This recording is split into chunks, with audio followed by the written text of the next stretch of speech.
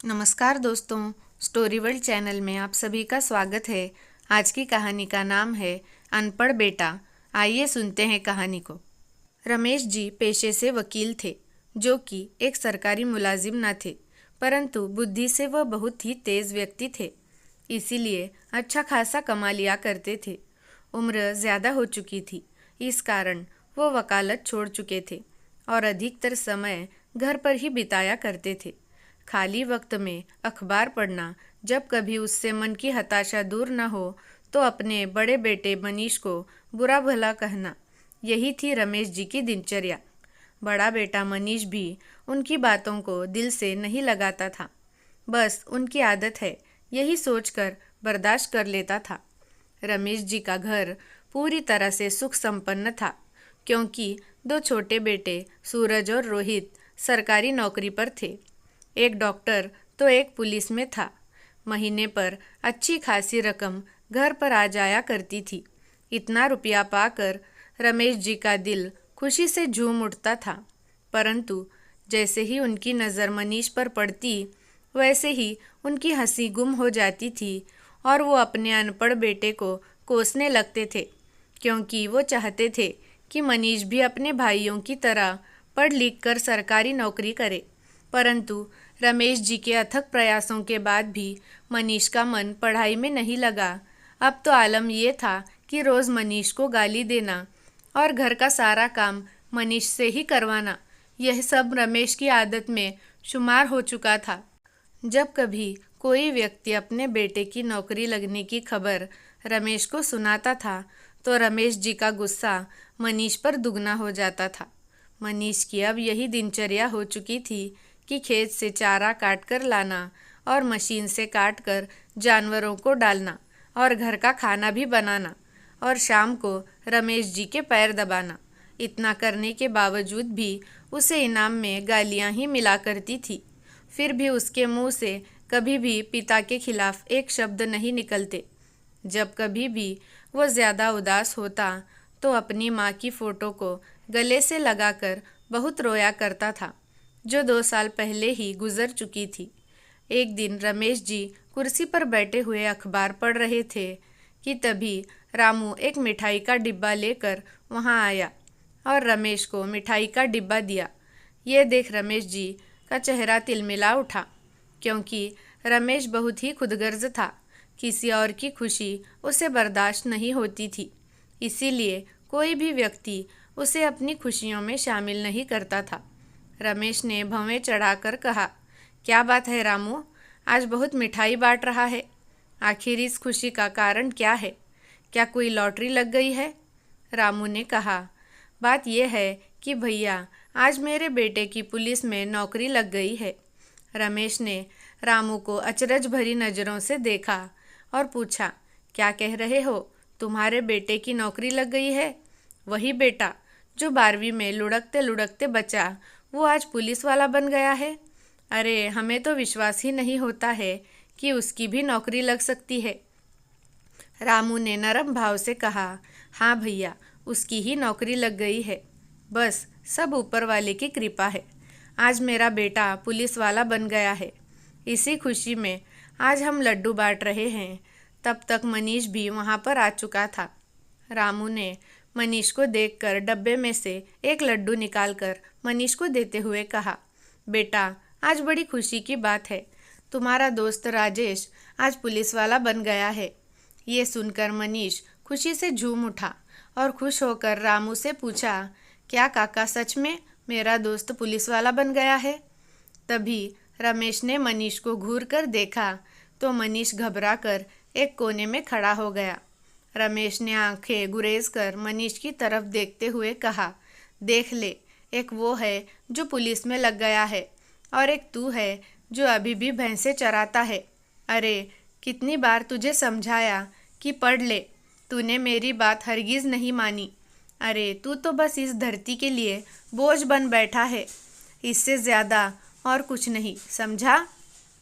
रामू को ये देखकर मनीष पर तरस आ गया।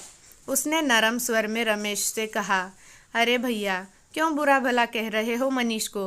अरे, उसका मन पढ़ाई में नहीं लगा तो नहीं लगा, इस तरह आप उसे बुरा भला क्यों कहते रहते हो? आप अगर मेरी मानो तो अपने मनीष की शादी करा दो। घर में बहू आएगी तो आपका भी ख्याल रखेगी और मनीष का भी ख्याल रखेगी। रमेश ने मनीष की तरफ देखा और फिर रामू से कहा, अरे कौन करेगा इस अभागे से अपनी बेटी की शादी? शादी करने से पहले वो अपनी बेटी को जहर न दे दे। राजू ने प्रत्युत्तर में कहा, अरे क्यों नहीं, हमारे साले की बिटिया है रज्जू। आप अगर राजी हो जाओ तो रिश्ते की बात आगे चलाएं।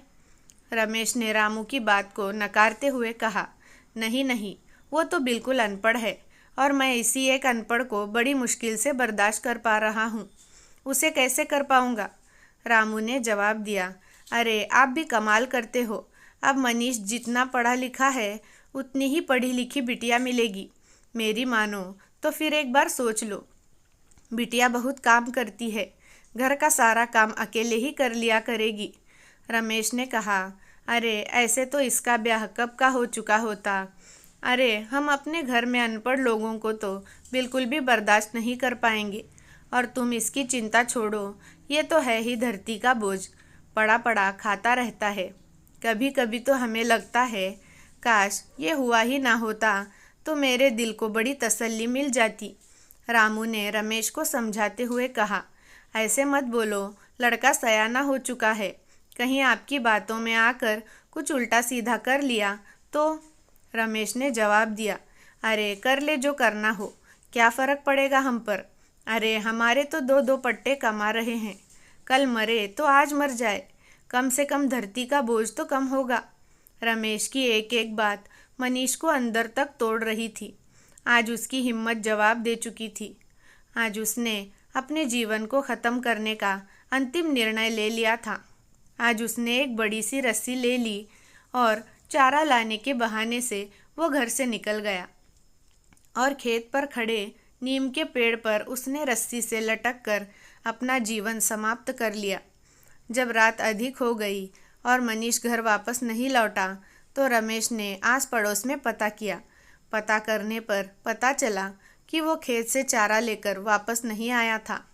अब रमेश खेत पर वहाँ वो नीम के पेड़ की तरफ देखकर सन्न रह गए, क्योंकि नीम के पेड़ पर मनीष का शरीर लटक रहा था। उसने अपना जीवन समाप्त कर लिया था। गांव के लोगों की भीड़ एकत्रित हो गई और वहां उपस्थित लोगों ने मनीष को नीम के पेड़ से उतारा और उसका क्रियाक्रम किया। परंतु इतना कुछ होने के बावजूद भी रमेश पर कोई असर नहीं था। वो पहले की तरह ही जिंदगी जीने लगा। वक्त धीरे धीरे गुजरता गया और उसके दोनों बेटों की शादी हो चुकी थी। जो बेटा डॉक्टर था उसकी पत्नी भी डॉक्टर, और जो बेटा पुलिस में था उसकी पत्नी पुलिस वाली। समय के साथ रमेश जी की उम्र काफ़ी ढल चुकी थी। उसके हाथ पैर उसका साथ नहीं देते थे। कोई भी काम करने पर उसकी सांस फूल जाती थी। बड़े बेटे ने शहर में एक अस्पताल खोल लिया और दोनों पति पत्नी शहर में रहने लगे। कुछ दिनों बाद छोटे बेटे की पोस्टिंग दूसरे शहर में हो गई तो उसने अपनी पत्नी की भी पोस्टिंग उसी शहर में करा ली।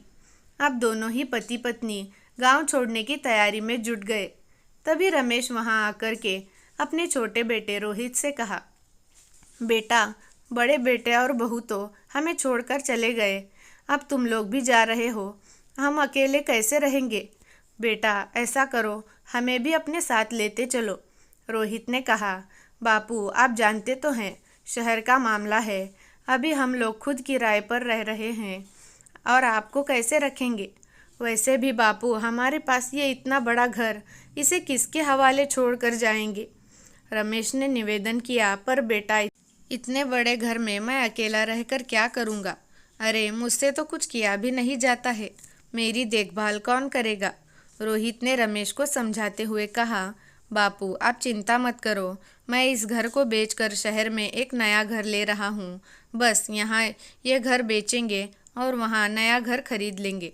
हाँ बापू, यही 2-4 दिन में सेठ इस घर को खरीदने आएगा।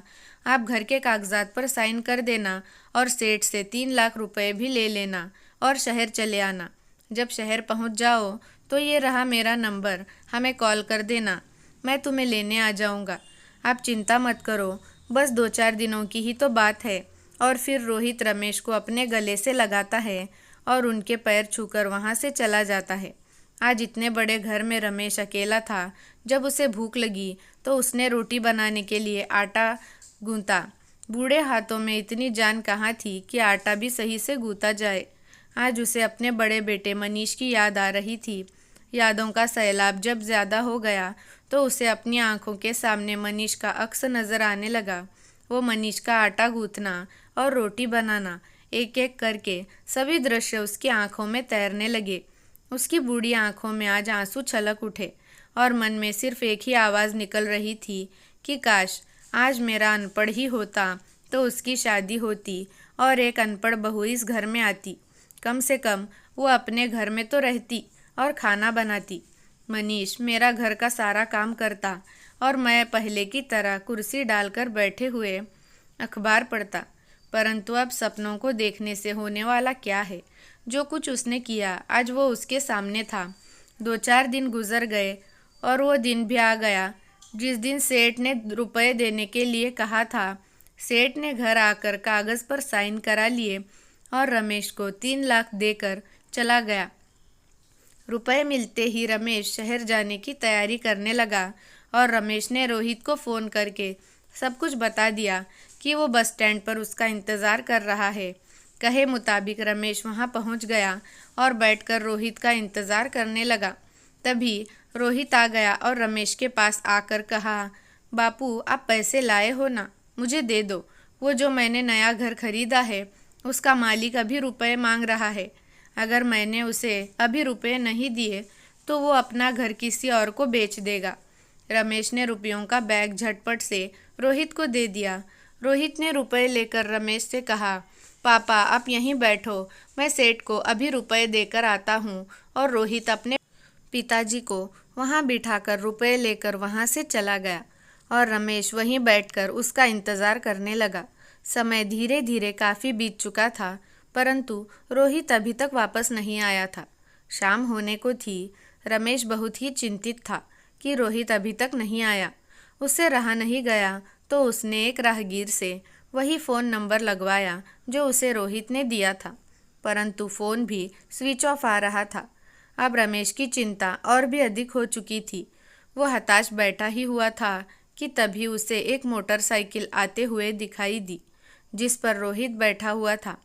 वो दूर से ही रोहित को आवाज़ लगाने लगा परंतु रोहित रमेश को पास से देखता हुआ निकल गया।